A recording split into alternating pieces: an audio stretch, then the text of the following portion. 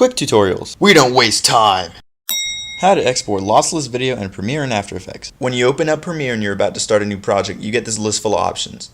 And most people just kind of click OK or find one that looks like fun. Do not skip over this because these are sequence settings, and this is really important. A lot of times people just go with what they know, and let's say that's DV24p 48 Hz. The issue is you're going to be working in a sequence that's 720 by 480. That's tiny video compared to 1920 by 1080, which is full HD. So in order for it to fit on your timeline, you're going to have to scale the video down and you're going to lose a lot of quality. And it's not even the right aspect ratio. It's going to come out in a box.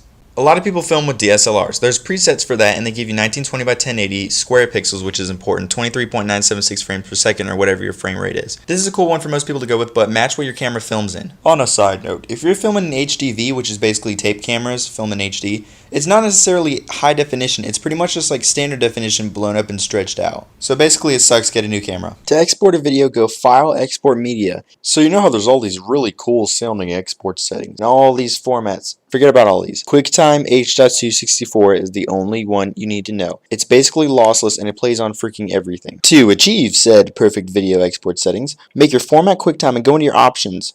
Roll over to Video Codec and make it H.264. Under Basic Settings, make sure your quality is at 100.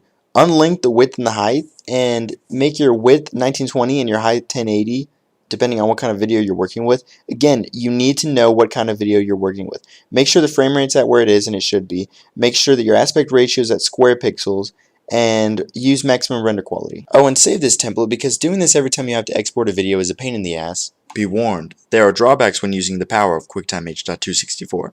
For one thing, the files are huge, and if you're just using the video on the web or loading it up to a website or YouTube, you can get the same quality with an FLV. Now the issue with an FLV is that not all players, in fact rarely any players, support it, which is why I play all my video files with VLC Media Player. So go to Format, FLV, and then Match Source Attributes. Everything's pretty much set up for you, and you can resize video if you want to.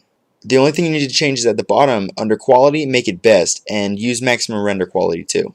Here's some nice video for us to look at. After Effects is basically the same, except there are no sequence settings. You basically do whatever the hell you want to. And then you go up to Composition, Add to Render Queue, and whatever area you have highlighted under your sequence is going to be exported. Click on the little gold letters next to Output Module. The export settings are pretty much the same. You want to do QuickTime H.264. You kind of have to play around with some stuff in here. You're going to have to make your own custom template, but save this thing because you're going to use it a lot. So under Format, go QuickTime, and under Format Options, go to Video Codec and choose H.264. You can resize video if you want to, and then click Render over here on the side. And that'll get your shit running. My name's Alex Harris. This has been a quick tutorial.